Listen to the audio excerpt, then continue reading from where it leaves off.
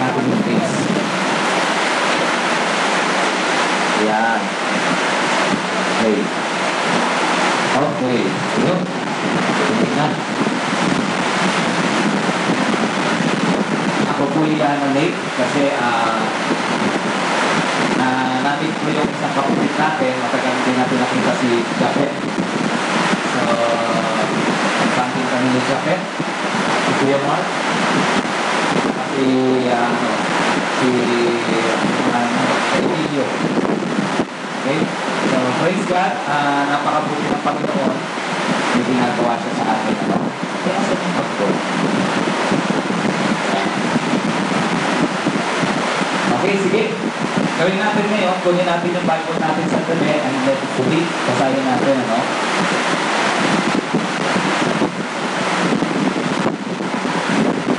Ayan.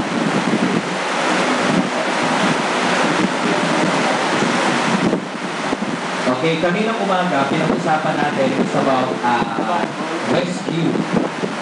Okay, rescue 111. Okay, ibig sabihin, napaka-importante na marunong tayong mag-rescue. Bilang tao sa mundong ito, kailangan ang marunong mag-rescue. Kasi bilang Kristiyano, ang ginagalawan natin ay bilang simbahan. So, ibig sabihin, magagamit natin ito sa pamilya, ang rescue, magagamit din natin sa eskwelahan, okay? At higit lalo, syempre, sa atin bilang mga Kristiyano.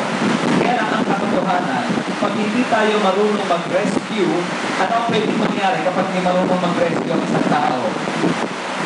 Pwedeng mapahamak lalo. Diba?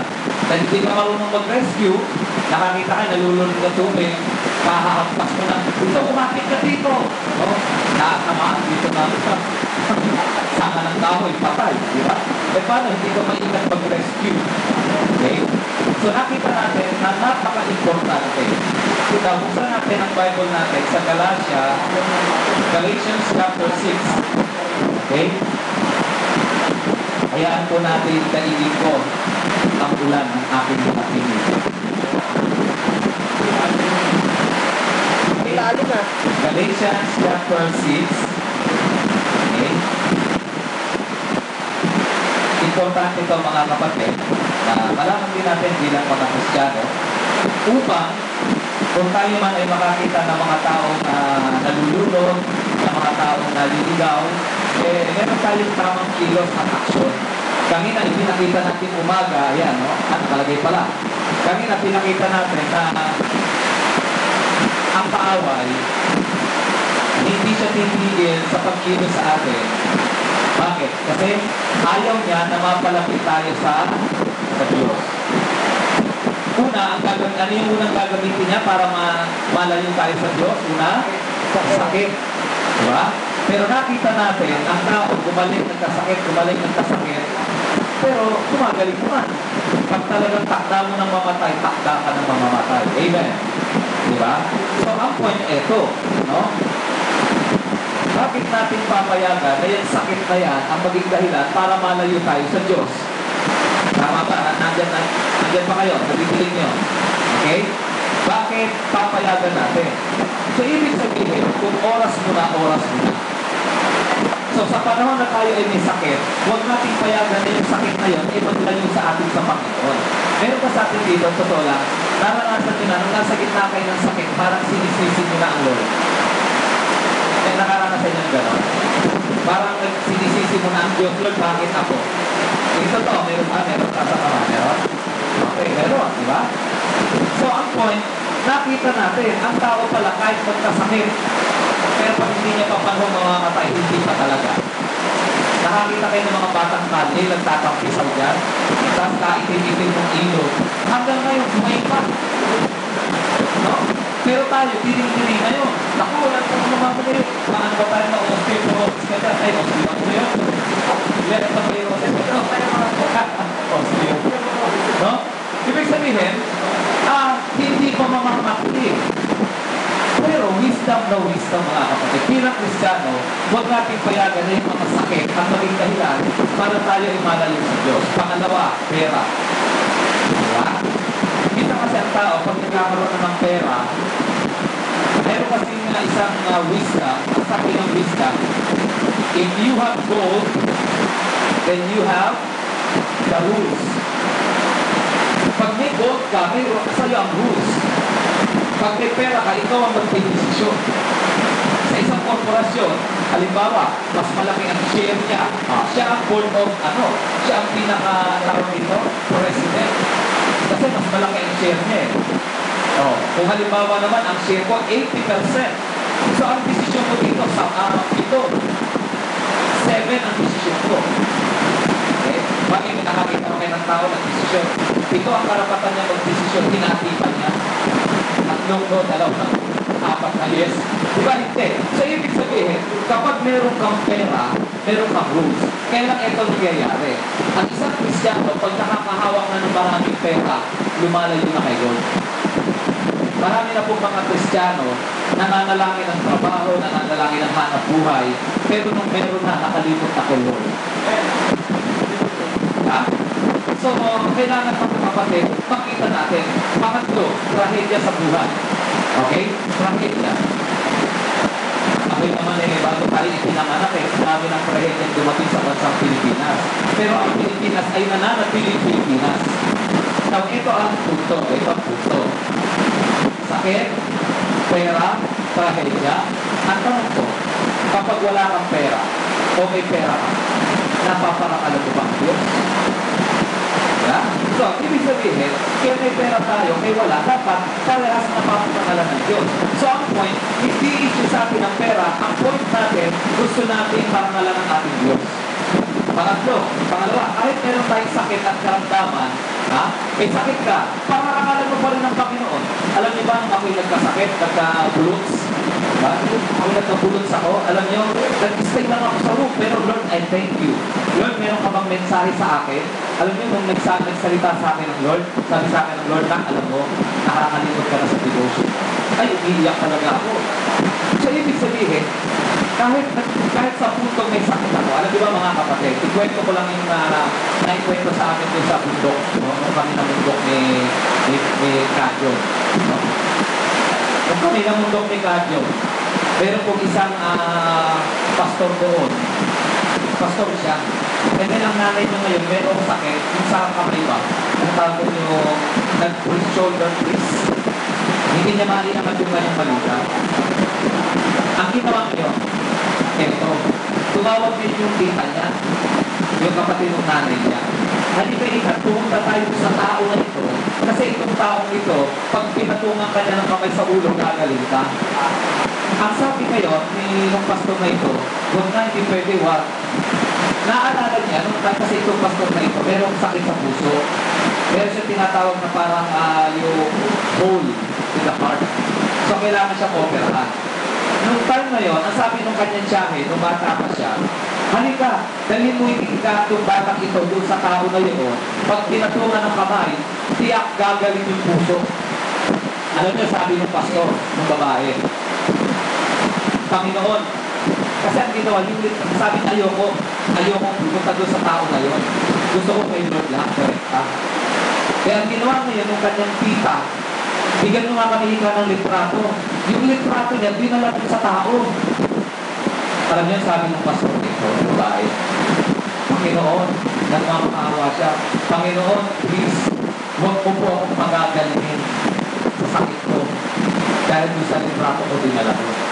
Kasi Panginoon, ayoko ay yung glory mapunta doon sa tao. Gusto ko sa'yo lang. Kasi ito ngayon, sa madaling salita, nagpa-opera siya. After ng kanyang operation, gumastos din ng malaki. Siyempre, ngayon, okay na siya.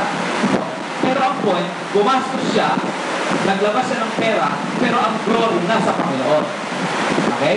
Now, ito ngayon ang nangyari. Nung time na yun, bago siya pumunta ng bundok para magsalita sa amin, sabi ng tiyahin niya, pagpuntahin mo dito yung nanay mo, dadali namin doon sa taong yun, ipag-pepre yan at talagang pag pinatukan ng kamay ang gagaling na siya.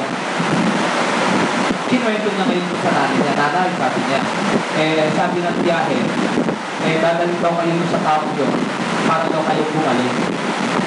Nasa sa inyong proposisyon. Ngayon, ang sabi nung nanay ng pastor, ay hindi na sige sige, pag-pray mo na lang ako. Alam niyo, nung tumawag ngayon, itong tiyahin niya, o ano, dadalhin mo ba? Eh, hindi na po. Alam mo, sabi sa kanya ng tiyahin niya, alam mo ba, ako, ganyan din ang sakit ko sa nanay mo. Yung balikat ko, di ko maikalaw. Kapupunta ko lang ika doon sa tao. Alam mo ba, pinag-pray ako, biglang naiangat ko yung kamay ko. Tapos sinabi ko sa pastor, ikaw, may mapangyarihan ka ba? Ginamit siya. Siyempre kung ikaw yung pastor, nagsasalita ka sa harapan, tapos yung nanay mo, hindi mo mapagalit, kasi sinabi ka, o ikaw, may mapangyarihan ka ba? Napwede feeling ko sabihin, may feeling na yun, na parang, siyempre, hindi naman parang nilalait ka, pero medyo may tama yun. Pero ito, may kapangyarihan ka ba? May power ka ba?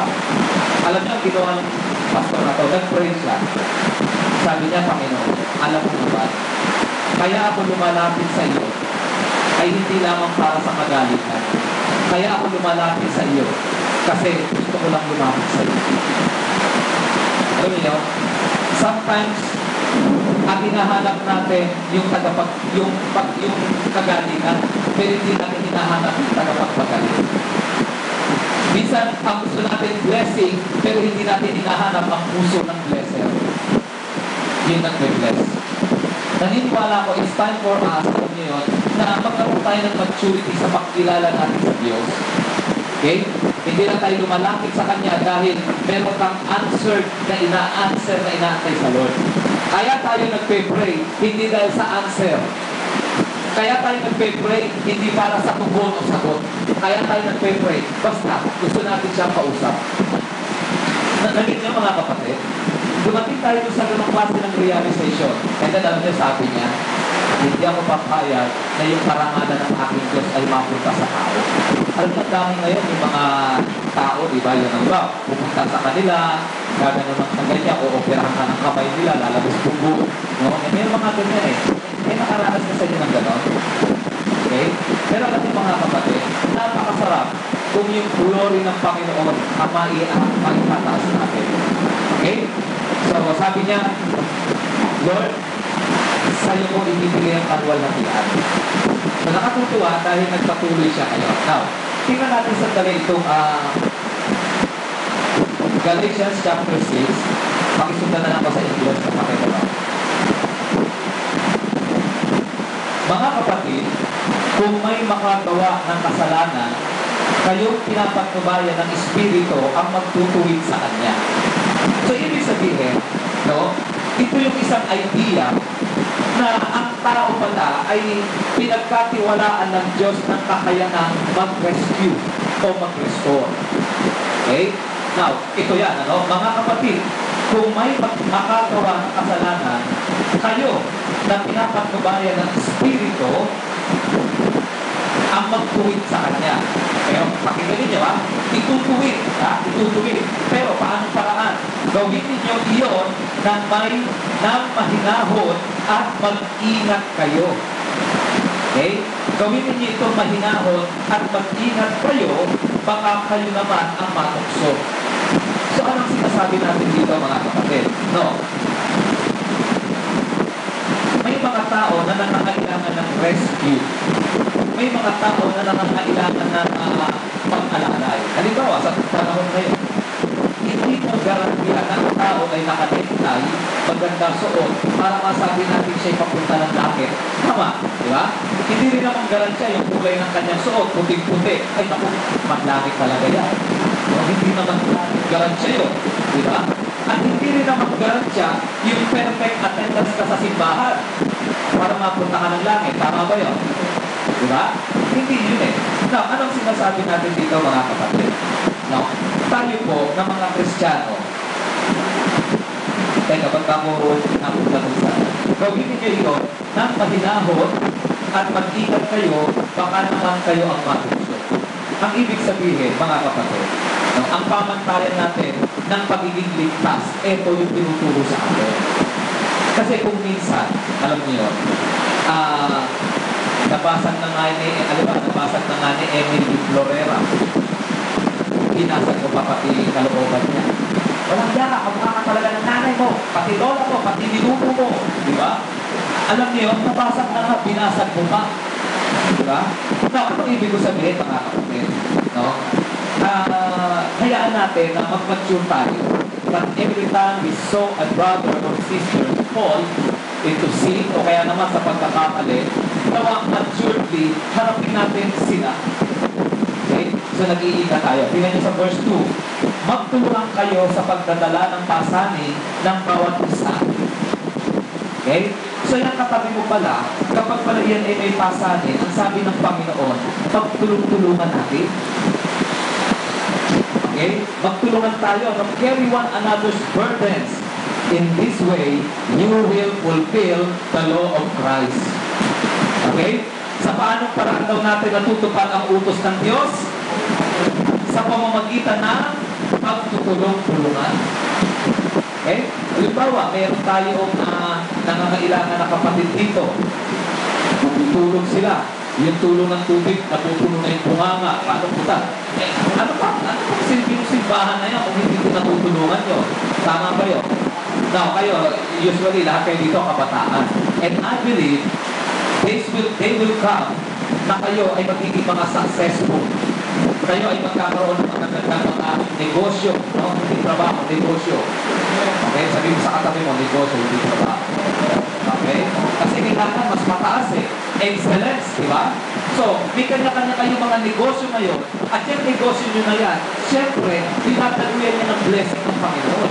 Kaya lang, ano ang silbi niya? Kung hindi natin nagagamit, parang tumulong tayo. Alam niyo ba, mga kapatid, itong mga Bible na ito na halos 100. Ang halaga po ng isang Bible na ganito ay pumapatak na nasa 180. Say 200. Halimbawa, 200. Alam niyo po ba, merong tao nagbigay sa atin ito? 150 pieces. Magkano yun? Oh, mahihit niya po. Mahihit niya po. Oh. Alam niyo mga kapatid, bumili siya ng Bible para lamang ibigay. Kasi naniniwala siya na ang Bible ay pumabago ng buhay ng tao. Tulad ng pinag-aaralan natin. Di ba? Alam niyo mga kapatid, every time na tayo ay nagsisimba, ano ang napapala natin? Alam niyo ang napapala natin? Yung values na napulot natin sa labas ay pinapalitan ng values ng salita ng Diyos. Ang sabi sa labas, kapag may kaaway ka, sunod na rin. Pero ang sabi ng Bible, pag meron kang magalit o meron kang kaaway, puntahan mo, mag-pray kayong dalawa. Pero tayo, nagagawa ba natin yun? Diba mga kapatid? Hindi eh. Kapag meron tayong magaling, chismis dito, chismis doon. Anong ibig ko sabihin mga kapatid? Kaya tayo nagtutungo sa araw ng linggo sa pag-aaral sapagkat pinapalitan ng Panginoon yung mga values na napulot natin sa labas. Okay? Yun yung mga halimbawa. Okay, tuloy natin. Verse 3. Okay? Dahil inaakala ninyong kayo'y nakahihigit sa iba, subalit hindi naman, dinadaya ninyo ang inyong sarili. Aba, tingnan natin to. For if anyone considers himself to be something when he is nothing, ano sabi dyan? He is deceiving himself. So, ibig sabihin, mga kapatid, kapag tayo daw ay mayroong taong nangangailangan, ang sabi, taong nagkasala, natukso, pero ba, kapatid mo, nahuli mo, aktong-akto. Diba? Kitang-kita ko sa akto ngayon, nagsasyabu. Ano gagawin mo ngayon? Anong sabi ng Bible? Kayo na mga hindi gumagawa noon. Okay? Ang sabi, tulungan nyo sila ng merong gentleness, ng merong kababaan. Okay? Ito pa rin yung sabi dito, ha? Kasi daw, kapag daw ang ginawa natin sa tao yun, huli-huli natin sa akto, tapos nagmamagara tayo, ako di ako nagkakar, di ako nagsasabu. Ako yan, nagsasabu yan. Magpato ka nga. Tinulungan mo nga, kaya lang, para may pila yung buto, anong ginawa mo ngayon? Pila yung buto mo. Ayusin mo nga, ituwin mo nga. Ginaganon-ganon mo pa. Mahirap. Kaya ang sabi dito mga kapatid, no? Kaya daw tayo maging maingat kasi baka mamaya, kaya tayo nagtutuwid, hindi lang gusto natin tulungan, kaya tayo nakikita natin yung kasalanan kasi hindi natin yung ginagawa. Nakikita yung mga ibig sabihin mga kapatid. Diba? Kaya natin pinapoint out yung kasalanan upang tulungan yung tao. Hindi para ipakita, hindi ko ginagawa yan. Kaya ang sabi ng Bible, mag-ingat. Hindi masama na kumprontahin natin ang tao. Okay, mga kapatid? Hindi masama. Okay?